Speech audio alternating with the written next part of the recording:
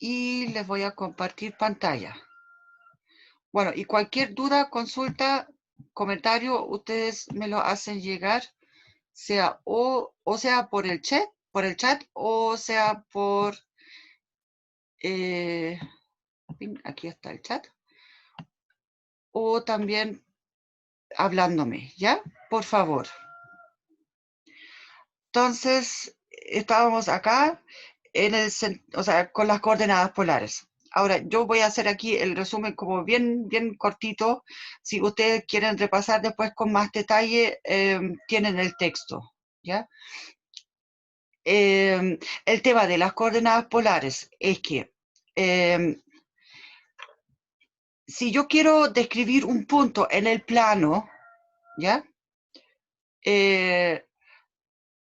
A ver, la ubicación de este punto en el plano, aquí este punto lo marqué más gordito. Entonces, la parte importante aquí para las coordenadas polares es que todo lo miro desde el origen. Aquí podríamos completar eso. Esto aquí sería el eje X, por acá, ¿ya? Y por acá sigue el eje, el eje Y, acá, y aquí sigue el eje X hacia la izquierda también, del origen. Pero la parte importante aquí es, la descripción ahora de cualquier ubicación de un punto, yo la miro siempre desde el origen, en el sentido de que yo me paro en el origen y soy el punto de referencia, el único punto de referencia. O sea, es como bien egocéntrico eso, ¿ya? Y ahora, entonces, aquí voy a tener una distancia. A ver, acá está, una distancia del origen hasta el punto P, ¿ya? Esta se denota por R, el radio, entre comillas, ¿ya? Y tengo aquí un ángulo, y este ángulo siempre se mide desde el semieje X positivo y en dirección contraria al reloj. Y esta va a ser la dirección positiva para el ángulo, ¿ya? Eso, entonces esto aquí es θ. Entonces ahí tengo también dos coordenadas, pero la primera coordenada es la distancia hacia el origen del punto y la segunda es este ángulo desde el semieje X positivo contado, y la dirección positiva entonces es la contraria al reloj, al sentido del reloj. Eso, entonces aquí, bueno, en general aquí vamos a suponer de que tomamos el radio positivo, ¿ya? Y el ángulo positivo también. Con eso podemos describir todos los puntos en el plano, pero existe otra versión también. Acá, si tomamos este punto Rθ y lo tomamos aquí con menos, o sea, el radio negativo. Acá está el punto con menos R. Esto significa simplemente de que lo que yo recorrería aquí en esta dirección sobre esta recta, acá en la dirección positiva, lo recorro sobre la misma recta, esa distancia me refiero, en dirección negativa, ¿ya? Esto es este signo menos. Ahora, la otra opción que tenemos que también para describir este punto acá, sería este punto, sería con el radio positivo, R, pero con el ángulo θ más pi, ¿ya? En el sentido de que tomo esa misma distancia y aquí tengo la circunferencia de radio R, bueno, circunferencia más o menos, por ahí, ya, poquito accidentada, ya, pero circunferencia. Y en vez de recorrer solamente este ángulo θ de acá, aquí, recorro, digamos, pi son los 180 grados más, o sea, me doy la vuelta, por decirlo así, ¿ya?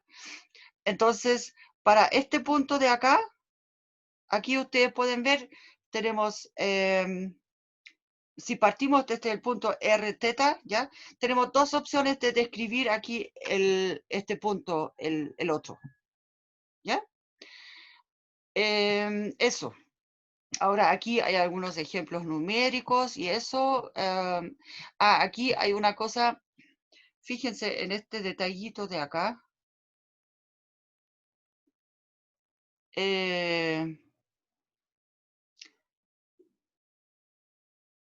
Mm, a ver, no, es que eso está, a ver, con el 3pi, aquí esta parte.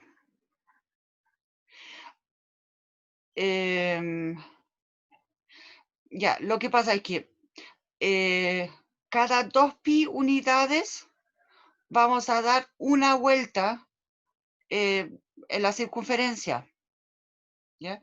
Entonces, si tenemos un ángulo aquí más grande que 2pi, significa que me doy una vuelta y después acá algo más, en este caso son pi más, o sea, los 180 grados más, ¿ya? Y llego hasta ese punto de acá, ¿ok? Bueno, aquí hay otro ejemplo donde tengo el ángulo mayor que 2pi y después aquí podemos tomar simplemente, cuando queremos hacer la transformación a coordenadas cartesianas, utilizamos esta parte de acá. Siempre el x va a ser, la coordenada x es r, el radio, por el coseno, e y es r por el seno. Eso tiene que ver simplemente con formar aquí el triángulo rectángulo. La coordenada x es el coseno de este ángulo, bueno, por r. Y la altura y, aquí, la coordenada y es es el seno, o sea, aquí está la fracción, ¿ya?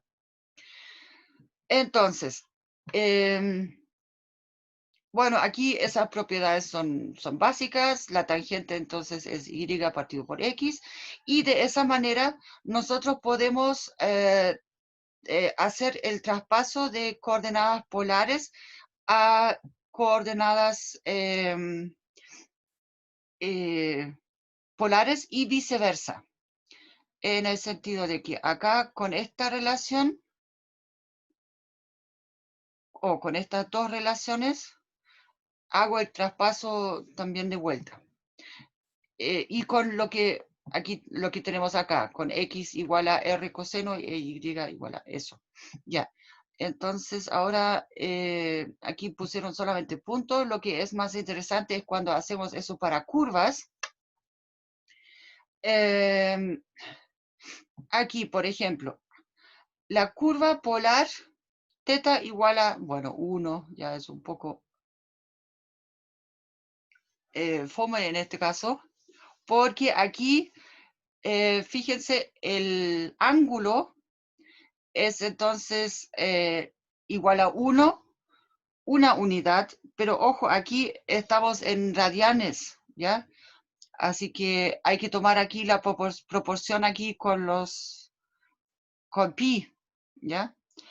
Pero aquí en esa ecuación no aparece R especificado, entonces R aquí queda libre, acá en esta, o sea, lo que obtenemos aquí es una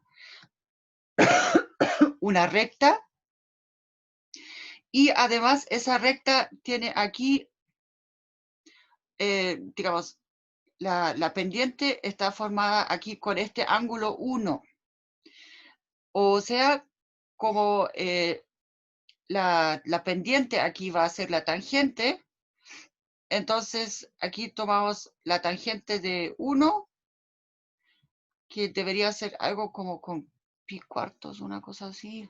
o tercios, algo por el estilo. Ya, pero bueno. Esta curva aquí es un poco más interesante. Ya, estoy remarcando. Ya, eso. La curva polar, esta. R igual a 2 coseno de teta. Ahora, esto es lo que ocurre generalmente, donde vamos a tener que el R es igual a un R de teta. Y esto aquí, en cierto sentido, es nuestra función, ¿ya? La que queremos graficar. Y teta recorre el intervalo de 0 a 2pi por lo general, pero en algunos casos puede ser también de 0 a pi, solamente dependiendo de cómo está hecha la función, digamos, para obtener la curva una vez y no recorrerla más veces, ¿ya? Entonces aquí pusieron una tabla de valores y graficaron, y lo que obtenemos aquí, entonces, es una circunferencia. Eso sí, esta circunferencia ahora no tiene su centro en el origen, sino que aquí en 1, ¿ya? Eso. Y sí, debería ser en 1. Ya. Ahora, bueno, aquí para transformar eso entonces en una ecuación cartesiana, a ver, tenemos lo siguiente. Tenemos acá esta parte. O sea, esta es la ecuación original. Ups. Ahí, ¿ve? Estoy con él. Ahí, ya. Esta es la ecuación original, ¿ya? Entonces, lo que queremos hacer aquí es, para encontrar aquí la, la ecuación cartesiana, bueno, ya, podemos pensar de que aquí,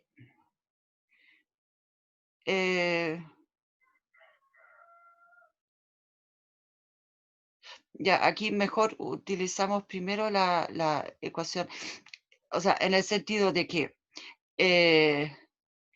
fíjense acá, trabajando con esta ecuación aquí, voy a agregar aquí unos pasos entre medio. Entonces, el X sería R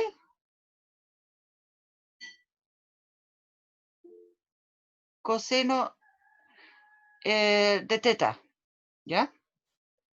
Entonces, aquí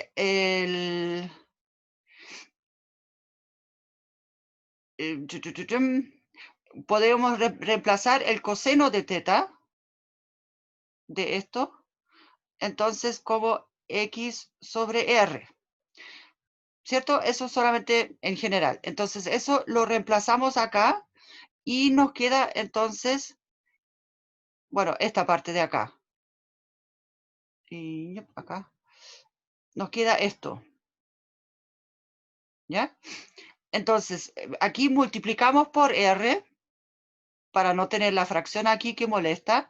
Entonces tenemos que 2x es igual a R cuadrado. Ya, y aquí entonces ahora utilizamos digamos, eso es el clásico aquí, que los cuadrados de los catetos, la suma de los cuadrados de los catetos es igual a el cuadrado de la hipotenusa, los largos me refiero, ¿ya? Y aquí ahora ya tenemos una ecuación, entonces si miramos, a ver, por acá, si miramos entonces esta parte del signo igual junto con esta parte del signo igual, ya tenemos una ecuación completa en coordenadas cartesianas. Y solamente aquí lo que hicieron, pasaron ese 2x al otro lado y lo restaron. Aquí lo que hicieron fue completar el cuadrado aquí para el x, y de esa manera aquí obtenemos que en la ecuación sí, cartesiana, podemos ver entonces que como esto aquí es x menos la coordenada x del centro, ¿ya? Entonces nos queda esta coordenada x aquí y como y aquí no tiene, no, digamos, no es necesario aquí completar en y, entonces esto va aquí a ser el cero el centro, perdón, de la circunferencia, ¿ya? Bien, ahora estas curvas aquí también son muy frecuentes aquí que aparezcan, son los llamados cardioides, ¿ya? Y se obtienen de funciones que pueden tener ese estilo, pueden tener también un coseno involucrado en vez del seno y, digamos, aquí los signos aquí podrían cambiar también, ¿ya? Pero siempre va a ser una curva de este estilo. En este caso aquí ya lo están graficando. Eso aquí es entonces un típico cardioide, esta parte de acá, ¿ya? Pero estos podrían ser, digamos, si aquí tenemos, por ejemplo, un coseno, entonces la curva queda, ups, perdón, queda acostada, ¿ya? O sea, quedaría algo de este estilo, bueno, más o menos por ahí y acá, por allá, ya, algo de este estilo. También, esto también se llama un cardioide, ¿ya? Pero siempre son funciones en polares que son de la forma 1 más o menos, y aquí seno o coseno y sin una potencia, ¿ya? Entonces, aquí tenemos otro tipo de curva, también bien típico, no, esto, y no quería en azul, sino que en amarillo, funciones de este estilo. Aquí de nuevo podría ser también R igual a seno de, en este caso aquí es 2 teta, y esto se llama una rosa de 4 hojas. Aquí, fíjense, este múltiplo que está aquí adentro, este de acá, es... Iris, ¿podrías cerrar la puerta, por favor? Ay, perdón, tengo que cerrar la puerta cortito.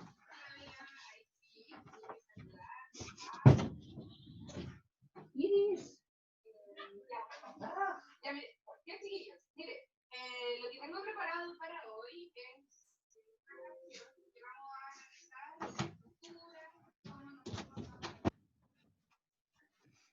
Ya, porque empezó la clase de música de mi hija, así que le bajé un poco el volumen también.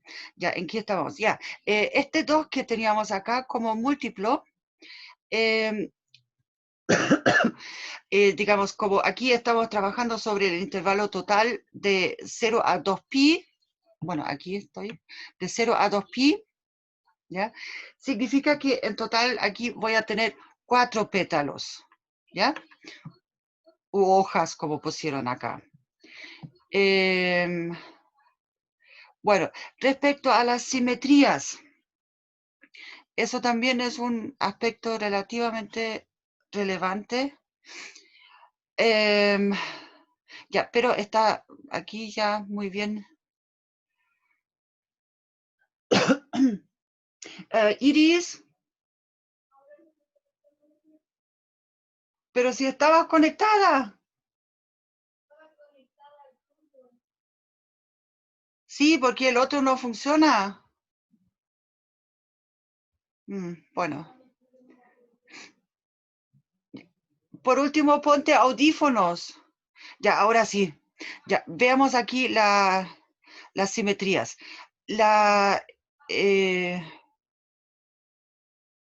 Bueno, aquí lo llaman respecto al...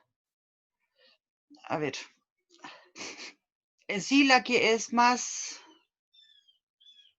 Bueno, aquí lo pusieron todo con la notación en polares, ¿ya? Aquí la parte C, empecemos con esa, aquí de la derecha a la izquierda. Bueno, no, podemos empezar con el primero acá, ya. La primera simetría acá, aquí lo llamaron el eje polar, ¿ya? Pero este simplemente es el eje X.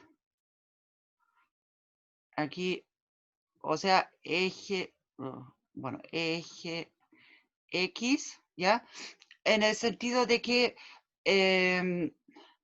aquí tenemos claramente la reflexión en el eje X. O sea, bueno, aquí se puede ver.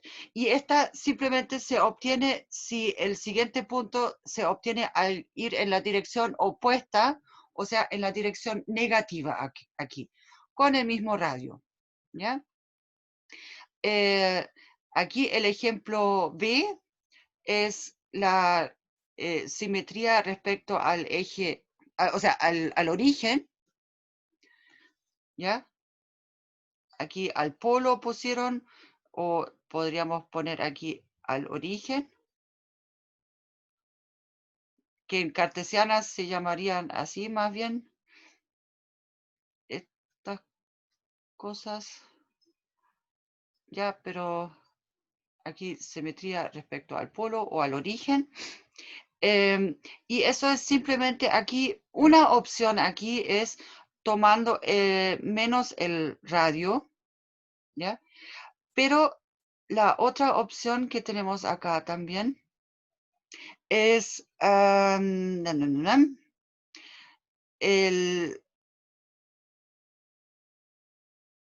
ángulo le sumamos el pi. O sea, bueno, aquí está puesto, ya, acá está. Aquí, por eso, o cuando teta se sustituye por teta más pi. Ahora, bueno, ya ahí ustedes pueden ver según la función, si quieren chequear alguna simetría, cuál de los mecanismos les es más conveniente, ¿ya? Y aquí, respecto al eje Y, entonces simplemente la idea es que, a ver, acá, pongámoslo en verde, por decirlo así, aquí teníamos este ángulo acá, el ángulo teta, para el punto original, ¿ya? Entonces la idea es que ahora para la simetría respecto al eje Y, necesito considerar, pensar de que tengo este ángulo aquí reflejado acá, ¿ya? Y esto es justo el pi menos teta, porque acuérdense, esta dirección aquí es la dirección negativa, ¿ya? Eso, entonces esto es, aquí pusieron respecto a la recta vertical teta igual a pi medios, así esto se refiere al eje Y, ¿ya? Pongamos esto de aquí también, entre paréntesis, entonces, eso. Acá. Entonces aquí tenemos las tres simetrías clásicas. Para chequearlas, simplemente aquí, por ejemplo, para ver si una función es simétrica respecto al eje X, entonces tomamos el R y lo evaluamos en menos teta. Y si obtenemos la misma R de teta, entonces va a ser simétrica. ¿Ya? En cierto sentido, aquí la simetría respecto al eje X sería entonces una paridad respecto a teta. Pero ojo, para ver si una función es par, aquí, acuérdense, tiene que ser simétrico respecto al eje Y. ¿Ya? Eso. Entonces, aquí no sé si alcanzaron a ver esa parte. Pero esto aquí es en sí lo que habíamos hecho antes ya con las paramétricas para encontrar las tangentes aquí.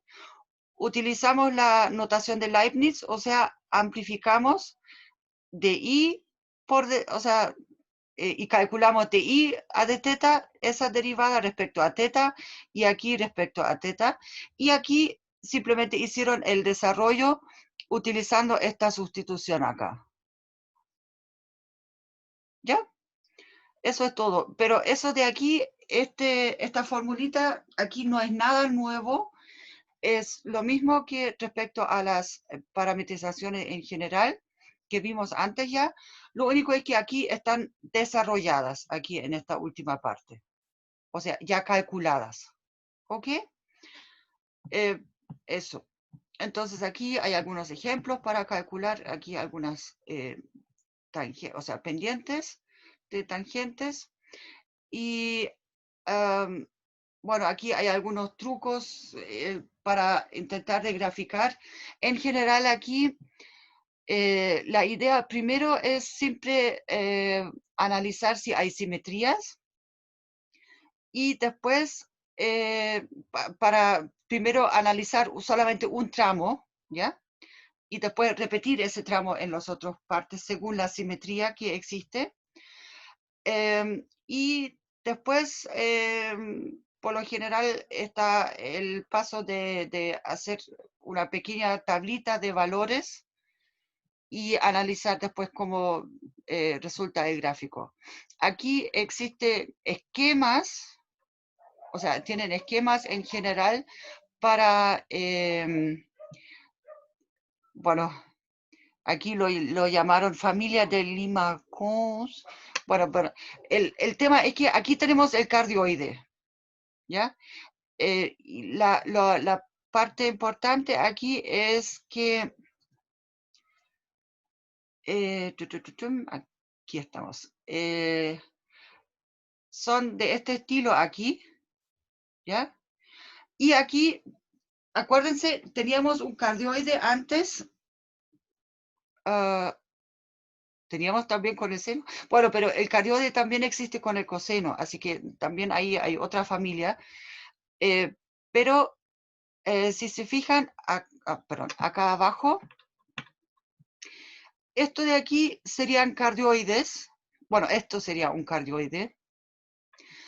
Esto de aquí ya tiene un, como se dice, un lazo interior acá también. ¿Ya? Aquí para estos valores, para c igual a 0, bueno, tenemos la circunferencia porque nos queda solamente la expresión 1, el radio igual a 1. Cuando c es negativo, esto se empieza a aplastar de nuevo para tener para c igual a menos 1, aquí otra vez un cardioide, pero si se fijan, ahora está hacia abajo el cardioide. Aquí estaba hacia arriba y aquí está hacia abajo. ¿Ya? Y después de nuevo se empieza a abrir aquí dentro un pequeño lazo interior, se llama eso. Eso, aquí hay algunos ejercicios, o sea, eso solamente repaso. Si se fijan aquí, para esta espiral, por ejemplo, aquí, a ver, les apuesto que está, eso, relacione las gráficas de 1 a 6, digamos, no es necesario aquí. Pensemos cómo es cómo puede ser aquí la función para describir esta espiral. Si se fijan aquí, el radio va aumentando siempre y mientras el teta avanza nomás. Entonces, si miramos acá, bueno, y además, bueno, aquí, esto de aquí también es una espiral, ¿ya? Pero esta espiral es al principio, digamos, aumenta el radio aquí rápidamente y después cada vez más lentamente en relación a la vuelta anterior. Entonces, aquí, si escogemos acá para el radio algo, entonces lo más probable es que la número 3 va a ser aquí esa R igual a θ al cuadrado. Y para la 6 aquí, para esta espiral, entonces sería el logaritmo aquí con θ mayor que 1, para que no tenga aquí valores negativos entre medio, porque, ¿ya? Entonces aquí tengo puros radios positivos, y el logaritmo al principio crece bastante rápido todavía, o sea, ¿ya? Y después sigue creciendo, pero mucho más lento, ¿ya? Y así, bueno, aquí familias de curvas polares, ya vimos como los casos más importantes. Aquí la parte relevante, aquí la integración en coordenadas polares. Ahí ahora, si se fijan aquí en este gráfico de aquí, la figura 2, ¿ya? El tema es que la integración cartesiana, o sea, aquí esto sería, perdón, esta curva resistiría el criterio de la recta vertical, ¿ya? En este ejemplo, pero el tema es que si queremos hacer la integral aquí según las coordenadas cartesianas, lo que haríamos sería, necesitaríamos aquí un intervalo, bueno, en este caso sería de A a B. Aquí tendríamos la otra recta, bueno, el eje me refiero. Ya, voy a borrar esto de acá. Y vamos a colocar el eje aquí en negro. Y un poco más derechito acá. Bueno, entonces para calcular este área aquí en coordenadas cartesianas, lo que tendríamos que hacer sería calcular la integral aquí completa debajo de la curva, acá, y después restar aquí esos trozos rectangulares acá, o casi rectangulares, ¿ya? Porque la integración, como les dije, las coordenadas polares son totalmente, por decirlo así, egocéntricas, funcionan solamente mirando desde el origen. Entonces, cuando calculamos aquí una integral, va a ser esta área en azul, ¿ya? Y esa se obtiene ahora aproximando, o sea, haciendo aquí, pensando que eso es una torta, como esa torta extraña, o sea, una torta extraña hecha por el, ¿cómo se llama? El Cake Boss.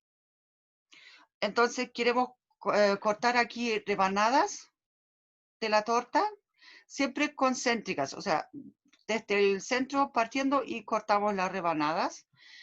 Y esas después las aproximamos acá con esos pequeños trocitos de circunferencia, entre comillas, de cierto radio. Y la parte importante acá es entonces que aquí el área de un sector aquí va a ser un medio R cuadrado por θ, porque depende de cuánta porción del ángulo tengo acá, ¿ya? Y entonces si hago ahora la subdivisión a la Riemann, como lo estamos haciendo acá, y aproximo, entonces acá, es que de esa manera aquí se obtiene, al tomar el límite, esta formulita acá para no, para la integral, acá. Entonces, ahora, para calcular este área que está marcado aquí arriba en azul, este área de acá, lo que tenemos que hacer ahora es esto, y esa fórmula aquí proviene justamente de esos trocitos o, digamos, de la torta, ¿ya? Versión corta. Bueno, aquí pusieron de nuevo la fórmula. Eso. Entonces ahora, de esta manera aquí, interpretando la fórmula de esta forma, o sea, de esta manera, acá, entonces, cuando tenemos dada una curva con una función r en función de θ, como lo tenemos acá, ¿ya? Simplemente ahora podemos aplicar la fórmula de manera directa. Ahora, eso sí, para calcular el área, si queremos calcular el área aquí en total dentro, o sea, de los 4 pétalos, ¿ya? Entonces, aquí utilizamos las simetrías, calculamos solamente un pétalo, o de hecho podríamos utilizar aquí solo medio pétalo, pero necesitamos saber aquí cuáles son los ángulos. Entonces, en este caso aquí tomaron un pétalo completo, desde entonces el ángulo de menos pi cuartos hasta más pi cuartos, y de esa manera entonces obtenemos aquí esta integral, o sea, esa construcción para el área de un pétalo, ¿ya? Entonces, claramente aquí por simetría, el área total encerrado por esta curva sería entonces 4 veces o sea, pi octavos, ¿ya? Aquí, ya, aquí hay un ejemplo de un área encerrada entre dos curvas, y en este caso aquí lo que hacemos es, tenemos que, acuérdense, nos ponemos en el origen, ¿ya? Entonces tenemos que mirar la superior, entre comillas, ahora, va a ser la que queda más lejos desde el origen, ¿ya? Entonces, en este caso aquí es esta, la R igual a 3 seno de θ, y la otra del cardioide me queda en el interior de eso, o sea, me queda como límite inferior acá, ¿ya? Entonces, siempre cuando me ponen un ejercicio de este estilo, encuentre el área que está dentro, bueno, y fuera en este caso, o sea, encerrada entre ambas curvas, ¿ya? Entonces, el primer paso que tenemos que hacer es buscar los puntos de intersección aquí. Cuando se intersecta esta curva con esta otra, ¿ya? Bueno, aquí ya lo hicieron para pi sextos, y el otro por simetría después es en 5 pi sextos. Aquí nuevamente podríamos calcular solamente desde pi sextos hasta pi medios, y no tener que calcular aquí esa integral completa, en el sentido de que a va a ser entonces igual a 2 veces,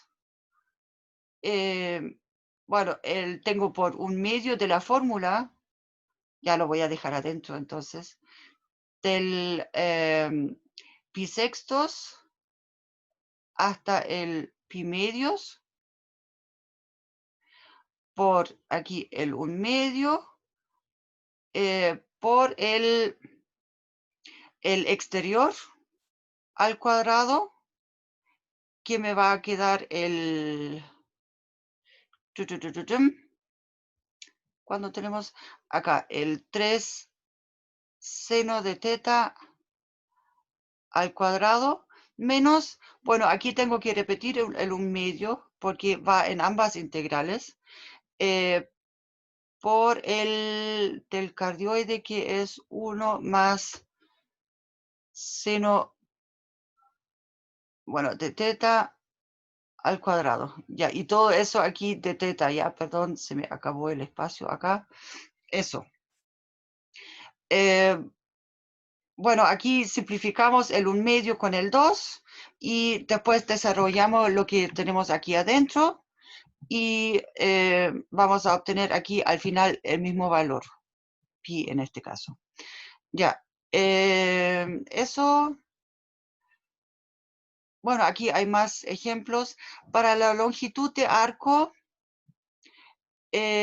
aquí la definición es la misma que la que teníamos para las funciones paramétricas, ¿ya?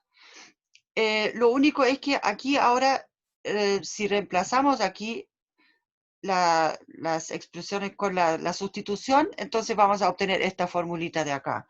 Eso es todo, pero la fórmula tiene el mismo origen y ese ya les expliqué antes. O sea, esta es la base aquí de la fórmula. Y dado que tenemos ahora la curva dada de manera polar, entonces eso se traduce en esto solamente mediante las sustituciones algebraicas acá, ¿ya? Poniendo el x igual a r coseno y con y igual a r seno, entonces nos va a quedar esta cosa de acá, ¿ya? No es necesario que hagamos acá el desarrollo, y aquí hay un poco más de ejercicios, y con eso ya estaríamos bastante bien respecto a los polares. O sea, eso es todo. Pero las polares en sí son solamente un caso especial de las coordenadas o sea, cuando tenemos ecuaciones paramétricas. ¿Ya? No, bueno, se me manchó acá. Ya. Aquí esta parte no era la que quiero ver. A ver, voy a ver si puedo cambiar ahora con esto de acá.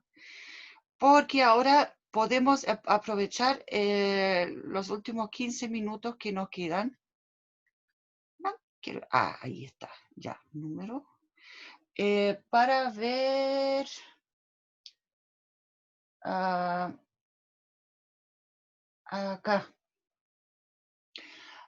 La 228. Ahí está, eso. Lo que pasa es que aquí, bueno, voy a agrandar eso un poco. Ahí, para que se vea mejor. Aquí hay una tabla. Bueno, en el caso de mis cursos anteriores, yo la tenía, o sea, yo sacaba fotocopia a eso y les mandaba eso para que lo tuvieran para su cuaderno también.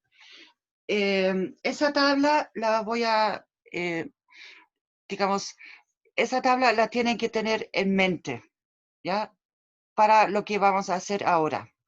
En el sentido de que aquí tenemos distintas superficies en R3 ahora, y las respectivas ecuaciones, ¿ya?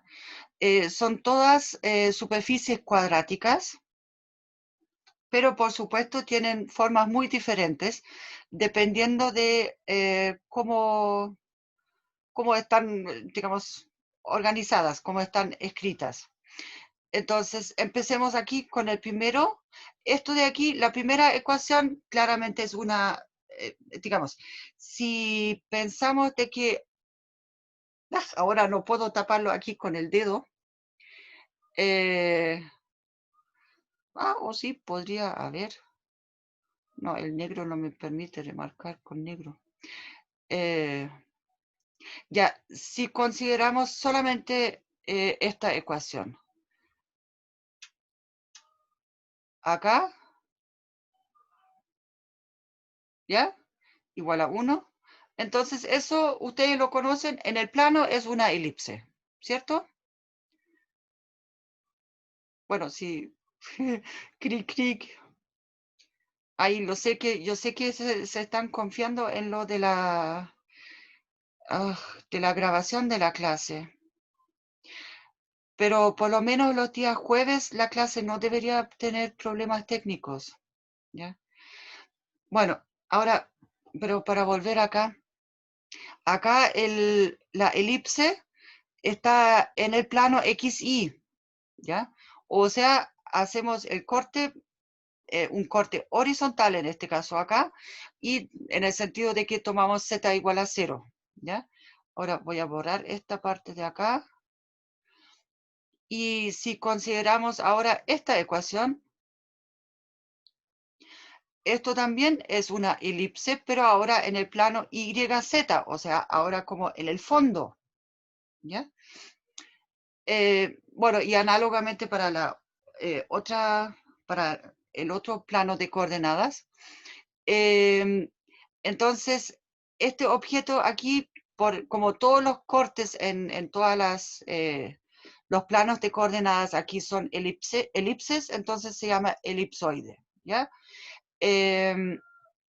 Vamos a borrar acá esta parte completa ahora. Ya. Y una observación, obviamente aquí, si A igual a B igual a C, entonces tenemos una esfera, ¿ya? Pero es lo mismo en el plano también. Ahora, para los conos, tenemos aquí un cambio de signo, en el sentido de que ahora, digamos, el z cuadrado, bueno, dividido por una constante al cuadrado, va a ser igual a aquí el x cuadrado relacionado con el y cuadrado. Entonces, ¿qué significa eso? Para los cortes horizontales en el plano XY, vamos a tener siempre elipses, ¿ya? Para cualquier z fijo. Pero los cortes, por ejemplo, ya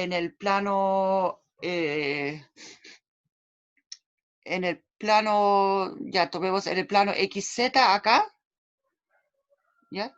Esto va a ser aquí una recta, de hecho, ¿ya? Porque podemos tomar la raíz y después tenemos solamente más menos. O sea, es esta recta y esta recta, ¿ya? Entonces, esto aquí nos va a dar un cono.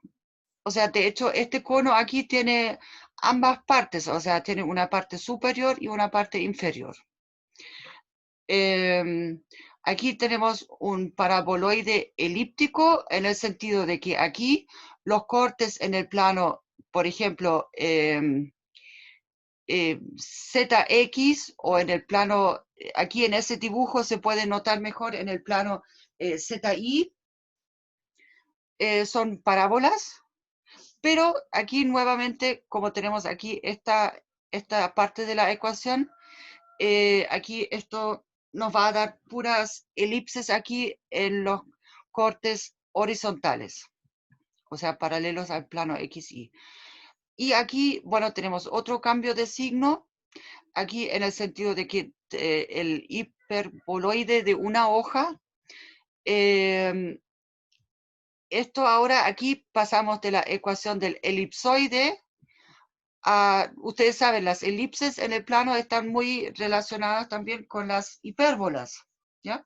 Entonces, lo mismo ocurre aquí ahora en 3 dimensiones. Y acá, o sea, y solamente por ese cambio de signo acá. Ojo, frente al Z, entonces significa que en el plano XZ, por ejemplo, tengo una hipérbola, pero aquí nuevamente en los planos, en los cortes horizontales que puedo hacer a esa superficie, voy a obtener elipses. Esto de aquí es un paraboloide hiperbólico. Lo que pasa es que eso de aquí es también el típico ejemplo que vimos antes de lo que sería como la montura de caballo, ¿ya? Donde este punto que está aquí en el medio, este punto no va a ser ni máximo ni mínimo, porque aquí en este corte, en este plano, en el plano XZ, por ejemplo, voy a tener una parábola, pero hacia abajo y en el otro plano hacia arriba, ¿ya? Creo que de hecho, al parecer pusieron acá, no, sí, ya. En el otro plano, en el plano ZY aquí, la parábola sería una abierta hacia arriba. Acuérdense, si yo tomo esa formulita acá, entonces yo tengo que poner eso aquí al otro lado, pensar que esto es 0, o sea, X es 0, entonces paso esto al otro lado y tengo una cuadrática aquí, entonces digamos, abierta hacia arriba en el plano ZI, ¿ya? Eso. Y aquí tenemos de 2 hojas, eso es aquí cuando ambas partes acá son negativas en el sentido de que aquí los cortes horizontales nuevamente son elipses, pero el tema es que aquí en un tramo entre medio no existen, ¿ya? Em, ya, ese tramo depende de dónde está definida aquí esa expresión para z, porque acuérdense, aquí tendríamos que tomar la raíz después de esta cosa de acá y nos puede resultar una parte negativa, o sea, y ahí la raíz no estaría definida. Bien, entonces, esto de aquí son como los esquemas y las ecuaciones em, de los distintos tipos de, que vamos a trabajar. Entonces, aquí hay algunos ejemplos donde trabajan las ecuaciones acá, pero lo que yo quiero hacer la siguiente clase es parametrizar estas superficies, ¿ya? ¿Cómo parametrizamos eso? Porque, ¿se acuerdan? Antes teníamos una, o sea, lo que hicimos ahora hace poco era, teníamos una curva en el espacio, en R3, ¿ya? Entonces ahí simplemente pusimos que, a ver, ya lo voy a colocar aquí como comentario solamente aquí al lado, como ejemplo para no tener que abrir otra hoja ahora. Entonces, la meta de nosotros es hacer algo parecido a lo que hicimos antes, en el sentido, antes teníamos de que una, bueno, ya de hecho es una función vectorial aquí, en estricto rigor, en un parámetro. Esto es entonces un x de t, y de t, y de esta manera me resulta un z de t, ¿ya? O sea, si tengo 3 variables, si tengo 2 variables, obviamente omito aquí el z de t, para describir, aquí para describir una curva aquí en R3, ¿ya?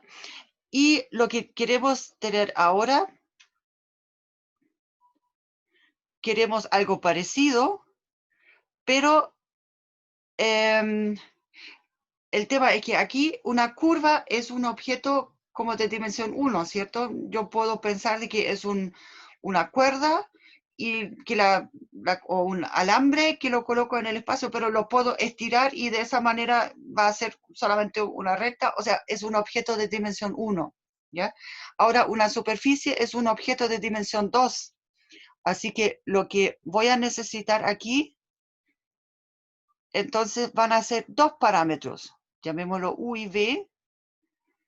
Entonces voy a tener aquí un X de V, un Y de V y un, bueno, Z de V.